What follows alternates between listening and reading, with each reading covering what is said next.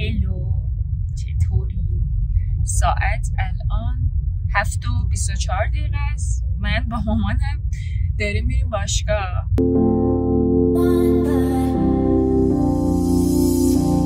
اولین روز باشگاهه. نمیخواستم برم. البته 2 ماه پیش به صورت خیلی جدی داشتم پیگیری می‌کردم، مثلا 3-4 ماه بود داشتم میرفتم باشگاه و اینا. بعد یه مدت ول کردم، الان دوباره تصمیم گرفتم برم همون باشگاهی که قبلا میرفتم، چون 1 ماه رفتم یه باشگاه دیگه اون اصلا خوب نبود. تصمیم گرفتم برم همین باشگاهه، یه ذره دورتره ولی خیلی تمیزتر و بهتر بود دیگه. قشنگ دیشب تو ذهنم اینجوری بود که برم نرم، بعد تصمیم گرفتم. دیدی مثلا شبایه و تصمیمات خیلی مهم زندگیتون، اینجوری که من باید این کارو بکنم اون کارو بکنم، باید موفق بشم، مثلا نصف شب یهو میخوای پاشی کلی کار انجام بدی. دقیقاً اون شکلی شده بودم. بعد دیگه صبح زودم بیدار شدم ولی تا آماده شدم یکم طول کشید دیگه. یو سلام مجدد. من اومدم بیرون از باشگاه ولی مامانم هنوز ورزشش داشت طول میکشید. من اومدم گفتم که برای شما ویدیو بگیرم. بله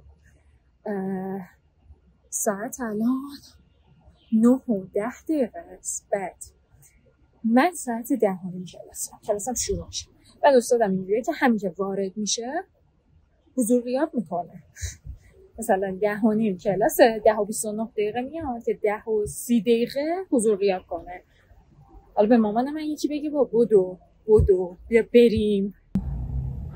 چه دقیق همین الان برام اومده لطفاً جهت اطلاع از مهلت تصویب موضوع پایان نامه پروپوزال به لینک زیر مراجعه نمایید. وای خدایا خیلی بهم نزدیکه. کلا 1 ماه بیشتر وقت ندارم تا موضوع پایان نامه مشخص کنم و برم دفاع کنم از پروپوزال. بعد من یه موضوعی انتخاب کردم که هنوز کار نشده. کلا این 2 تا مقاله من ازش خوندم، اونم نه رو موضوعی که من کار کردم. بعد کار منم آزمایشگاهیه. حالا اگه دوست داشتید برام کامنت کنید که بهتون بگم که کلا مثلا پایان نامه های رشته عمران تو چه حیطه هایی میره. بعد کار من که آزمایشگاهیه، من مجبورم که یه بار اینو برم تست بزنم. یعنی یه بار که نه، مثلا بعد 3-4 تا نمونه بسازم برم تست بزنم تا ببینم کدومش جواب میده. بس الان همش دارم به این فکر میکنم که اگه اینا جواب نداد اصلا ول کنم برم عددی کار کنم، چون خیلی داستانه. اصلا نمیدونم، خیلی نگرانم. بعدیش اینه که مثلا یه سری تستایی زده شده توی مثلا حالا همون مقالاتی که خوندم. بعد مثلا میرم بهشون میگم که آقا من مثلا میخوام این تستو بزنم، میگه نه دستگاه ما جواب نمیده. بعد خب مثلا بعد همه اینا رو در نظر بگیر دیگه، محدودیت‌های آزمایشگاهی داریم، بعد هزینه هر تست خیلی زیاده. هر تستی مثلا الان قشنگ 4-5 تومن هستش و این خیلی زیاده. حالا اگر بخوام برم توی دانشگاه تست بزنم 20% اینو ازم میگیرن که باز هم این قیمت زیاده واسه یه دانشجو که بخواد اینو بده. ولی دیگه اینجوریه دیگه، یه سری مثلا هر کدوم اینا یه سری محدودیت‌هایی داره. شما مثلا برید کار عددی هم بکنین، اونم باز یه سری محدودیت‌های دیگه داره که باید در نظر بگیری. امروز هم یک روز خیلی پروداکتیو خواهم داشت احتمال زیاد، چون که الان که اومدم باشگاه and workout done. بعدش میخوام برم کلاس دانشگاه.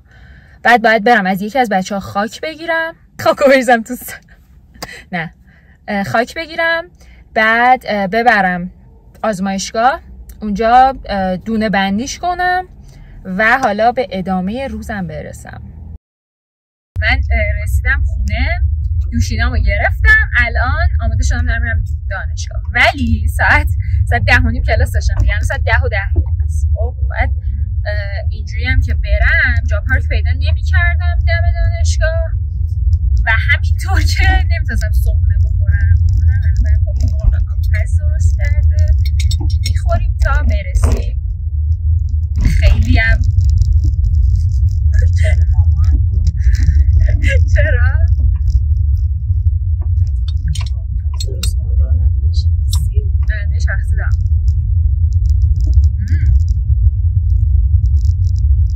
بهترین حس صبحونه خوردن بعد باشگاه. خیلی وقت دهنم پره دارم حرف میزنم، انجام دارم حرف میزنم. حس خیلی خوبی دارم که میشینم اینجا در حال خوردن. تو خودت خیلی طول دادی، ورزش تو طول کشید.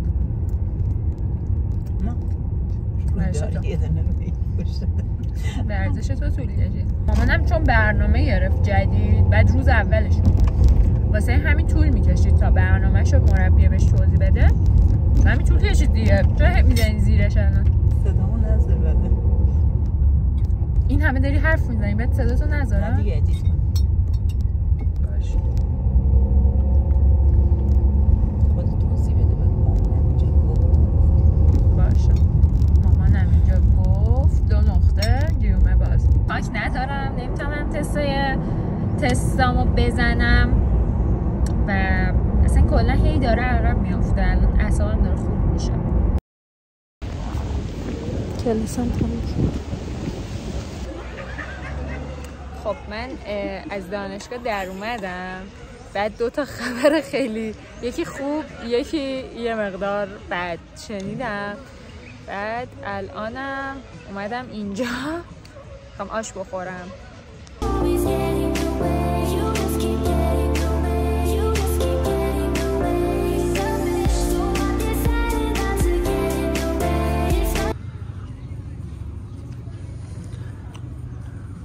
خیلی خوشمزه. میدونی من آش مورد علاقم چیه؟ رشته پرفکت. چه نهیه تو دهنم؟ خیلی خوابم میونه. یک سوز اون چاییه، یک قهوه خیلی خیلی اومدم گرفتم. بعد این که الان شاید فکر کنید که این همون مقنعه چرا سرم نیست، به خاطر اینکه مقنعه کثیف شد آش بردم رو سرش کردم.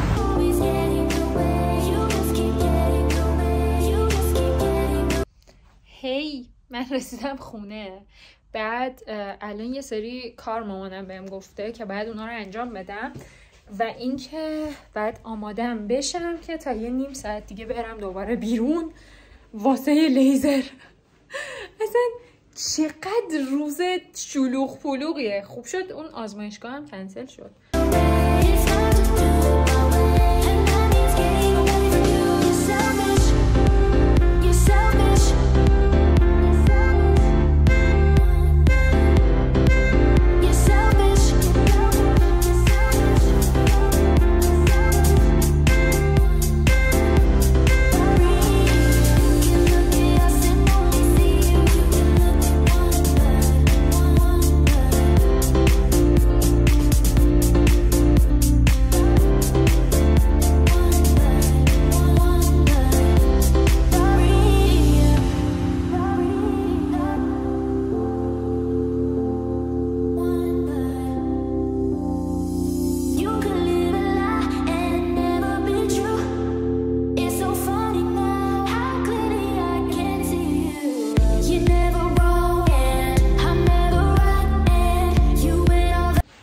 مامانم یه غذای خیلی خوشمزه درست کرده. البته همه غذای مامانم خیلی خوشمزه است، ولی این دیگه اصلا my favorite food. کباب مایتابه‌ای عاشقشم، خیلی دوست دارم. بعد کلا مامانم من خیلی خوشمزه درست میکنه. خیلی روز خوبیه. خب تا مامانم برسه که بخوایم بریم همون مرکز لیزره یه ذره آماده بشم، بعد براتون بگم که خبر خوب و بدی هم که گفتم و بهتون بگم. خبر بد رو اول بگم. ما تا آخر مهر وقت داشتیم که دفاع کنیم. حالا اونقدرم بد نیستا. حالا اونقدرم بد نیستش، ولی اینجوری بود که مثلا تا آخر مهر وقت داشتیم که دفاع کنیم از سمینارمون. بعد اگر که دفاع نمی کردیم یه نمره‌ای از همون کم می‌کردن. امروز که دیگه اون تایم تموم شد، من رفتم گفتم که من چرا نمرم نیومده. و گفتن که مگه تو دفاع کردی؟ اینا گفتم آره من دفاع کردم. گفت چرا خب درخواست تو توی گلستان نزده بودی؟ بعد من گفتم که مثلا نمیدونستم بعد درخواست میزدم.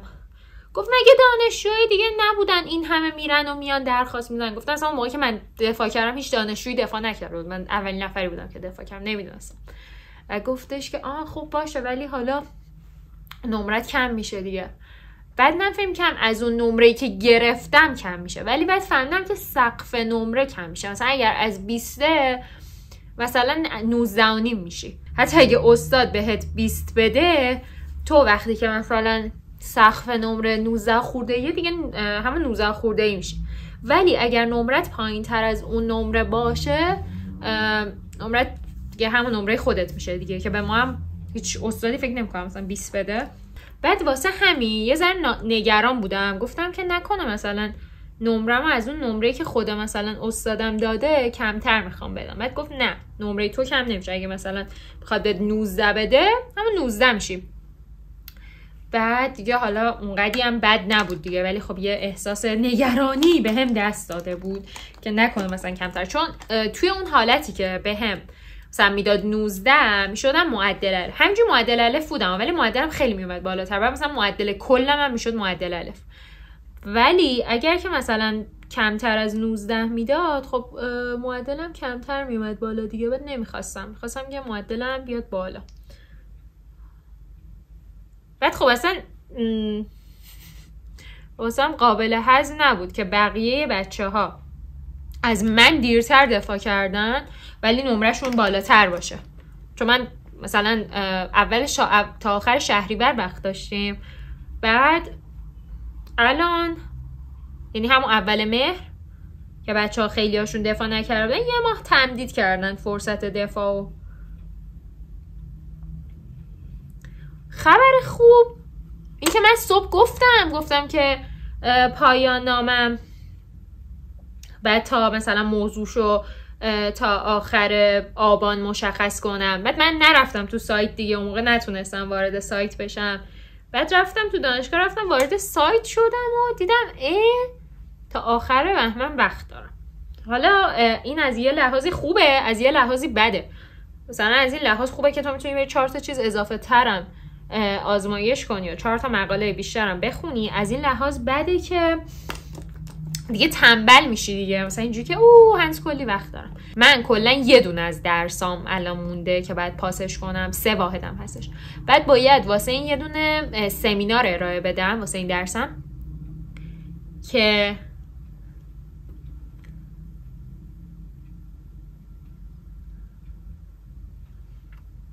از اول ترم هی استادم میگفت ببین بچه‌ها بعد بیایید سمینار ارائه بدید، ولی ما جدی نمیگرفتیمش. امروز فهمیدیم که هفته دیگه باید پروپوزال سمینارمون رو برداریم ببریم برای دفاع. شبیه سلاطین ابرو شدم.